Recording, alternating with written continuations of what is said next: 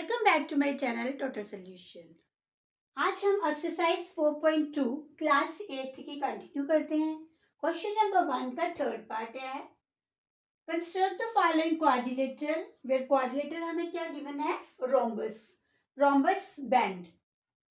B N की measurement हमें given है 5.6 सेंटीमीटर एंड डी ई की मेजरमेंट है 6.5 सेंटीमीटर। ओके, हमें क्या कंस्ट्रक्ट करना है, रोम्बस बैंड।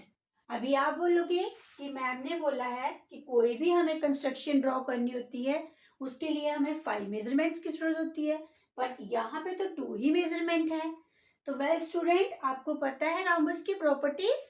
रोम्बस में क्या होता है, सभी साइड्स उसके इक्वल होते हैं, सभी साइड्स इक्वल होती हैं और उसके 2 डायगोनल्स हैं।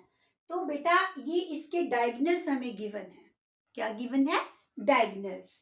ओके, तो सबसे पहले हम बेस में हम लेंगे डीई। चलिए हम पहले रफ स्केच ड्रॉ करते हैं इसका। डीई मेजरमेंट हमें गिवन है 6.5 सेंटीमीटर, तो हम 6.5 सेंटीमीटर की लाइन सेगमेंट लेंगे। ठीक है, डीई। अब हमारा बेंड बनना चाहिए तो हम लिखेंगे बी, यहाँ पे बी ई एंड डी। तो बी हमारा यहाँ पे आएगा एंड हमारा यहाँ पे आएगा। तो इसी तरह से जो भी हमें मेजरमेंट गिवन है तो हम इससे परपेंडिकुलर बाइसेक्टर ड्रॉ करेंगे। सबसे पहले परपेंडिकुलर बाइसेक्टर ड्रॉ करने के वो भी मैं आपको बता दूंगी। ठीक है, तो हमारी जो कंस्ट्रक्शन है कुछ इस तरह से बनेगी। ये अगर हम इसके ज्वाइन कर देंगे तो हमारी कंस्ट्रक्शन जो है कुछ इस तरह से बनेगी। अब हम यूजिंग कंपास से, स्केल से हम इसको ड्रॉ करते हैं। ये तो हमारा बना रफ स्केच, ये हमारा रफ स्केच बन रहा है। मैंने आपको बता दिया कि ये इस शेप की जो है हमारे पास रोम्बस बनेगा। ओके, तो सबसे पहले हम लाइन सेगमेंट लेते हैं डीई 6.5 सेंटीमीटर।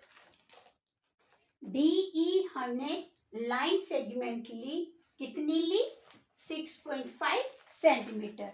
अब हमें डीई लाइन सेगमेंट का लेना है परपेंडिकुलर बाइसेक्टर। क्या लेना है, परपेंडिकुलर बाइसेक्टर। अब मैं आपको बताऊंगी कि परपेंडिकुलर बाइसेक्टर जो है कैसे ड्रॉ करते हैं। ये तो आपने लोअर क्लासेस में भी पढ़ा है, बट मैं आज इसको फिर से रिकॉल करवाऊंगी। जितनी भी आपके पास की लाइन सेगमेंट है उससे हाफ से ज्यादा आपने कंपास खोलनी है।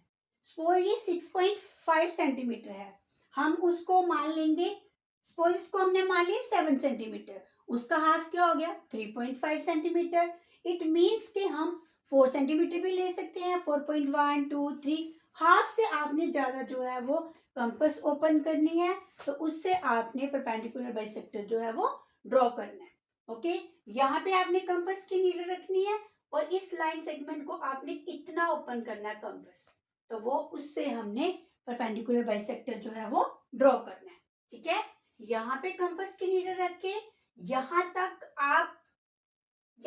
आप कंपास को ओपन कर सकते हो। ठीक है, देन आपने क्या करना है, डी को सेंटर मानना है, अपवर्ड एंड डाउनवर्ड दोनों तरफ से आपको आर्क्स लेनी है। पॉइंट डी से कंपास को आपने बिल्कुल नहीं छेड़ना है, सेम उसी ही मेजरमेंट से आपने पॉइंट ई को भी अपवर्ड और डाउनवर्ड आपने आर्क लेनी है। तो ये दोनों इंटरसेक्टिंग पॉइंट हमें मिल गया, तो ये हमारा बन जाएगा परपेंडिकुलर बाइसेक्टर। तो हमने ये बिल्कुल स्केल की हेल्प से इसको ज्वाइन करना है। आपका बिल्कुल एक्यूरेट आना चाहिए स्टूडेंट्स। दोनों आर्क्स जहाँ पे ये मीट करेंगी वहां पे आपके इंटरसेक्टिंग पॉइंट होगा, वहां से आपने इन दोनों पॉइंट्स को ज्वाइन करना है और ये आपका सेंटर वाला पॉइंट बन गया ओ, मानो उसको ओ। ठीक है, यहां तक क्लियर हुआ। सबसे पहले रिकॉल करवाते हैं, डीई हमने लिया 6.5 सेंटीमीटर की आर्क, कितनी ली, 6.5 सेंटीमीटर की, सॉरी लाइन सेगमेंट ली। देन आपने डीई लाइन सेगमेंट का बनाना है परपेंडिकुलर बाइसेक्टर। उसके लिए आपको हाफ से ज्यादा ओपन करनी है कंपास, इस लाइन सेगमेंट की आपने आर्क्स लगानी है 2। अपवर्ड में भी और डाउनवर्ड में, पॉइंट डी से भी और पॉइंट ई से भी, तो उनको ज्वाइन कर देना है। देन आपको मेजरमेंट गिवन है बी एंड 5.6 सेंटीमीटर। अब 5.6 सेंटीमीटर का हाफ क्या हो गया, 2.8 सेंटीमीटर।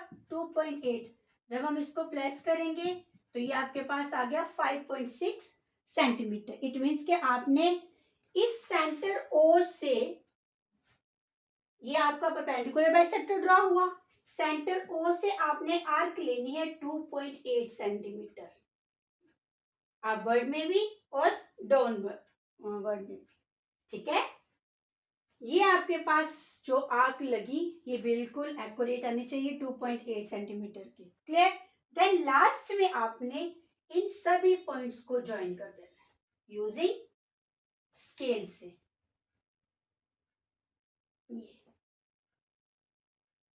ये इस पॉइंट को हमने नाम दे दिया बी और इस पॉइंट को नाम दे दिया एन, ठीक है। ये जो आपके पास आर्क्स है ये परपेंडिकुलर बाइसेक्टर वाली, आप इसको चाहो तो नाम दे सकते हो, बट हमारी कंस्ट्रक्शन जो है वो रेडी हो गई है B E N D BEND. अब आपने यहां से लेके यहां तक कितनी आर्क ली थी, वो था हमारे पास 2.8 सेंटीमीटर, तो ये भी हम लिख लेंगे। ये आपके पास 2 डायगोनल्स आ गए।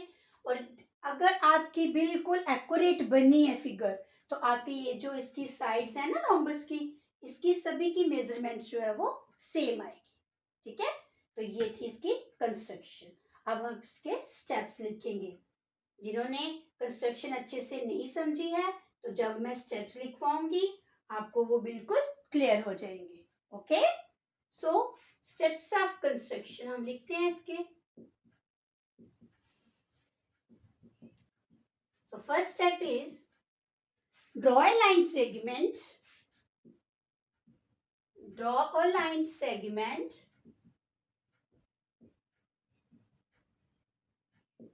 DE equals to 6.5 centimetre. Okay, आपने एक लाइन सेगमेंट ली, कितनी ली, 6.5 सेंटीमीटर। देन उसके बाद आपने क्या ड्रॉ किया स्टूडेंट्स, परपेंडिकुलर बाइसेक्टर, और वो किससे करा, कंपास से। Second step, using compass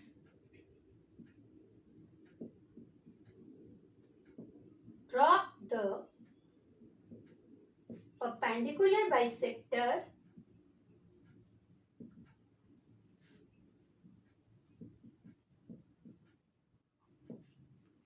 perpendicular bisector आपने किस पॉइंट से किया था, डी और ई से। Of points D and E, D and E से आपने परपेंडिकुलर बाइसेक्टर किया, which intersect at point O, which intersect at point O. Okay, so now third part is, then उसके बाद आपने क्या किया, ओ को सेंटर माना, आर्क लगाई बी की तरफ भी और एन की तरफ भी, ठीक है। तो यही हम लिखेंगे, with O I centre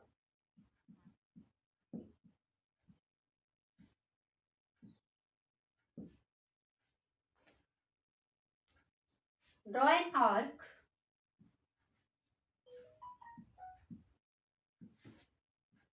OB equals to ON equals to 2.8 centimetre, ठीक है।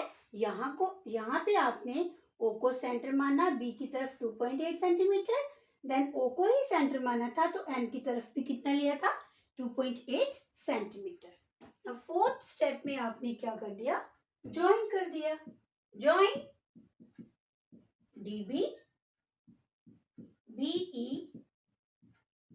EN and ND।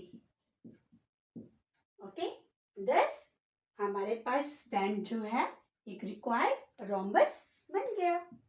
दस BE and D band is the required rhombus। तो यही हमें सॉल्व करना था। ओके।